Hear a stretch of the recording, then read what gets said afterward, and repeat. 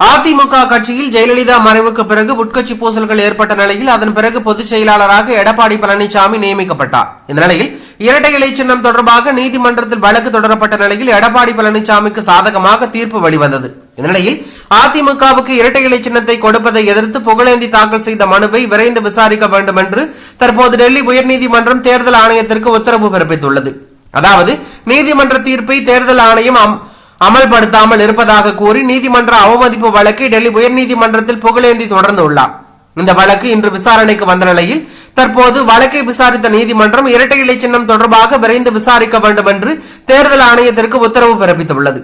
மேலும் முன்னதாக இரட்டை இலை சின்னம் தொடர்பாக எடப்பாடி பழனிசாமி மற்றும் பன்னீர்செல்வம் ஆகியோர்கள் தனித்தனியாக பதிலளிக்க வேண்டும் என்று தேர்தல் ஆணையம் நோட்டீஸ் அனுப்பி உள்ளது என்பது குறிப்பிடத்தக்க ஒன்றாகும். இது தற்போது அரசியல் வட்டாரத்தில் பரபரப்பை ஏற்படுத்தி உள்ளது.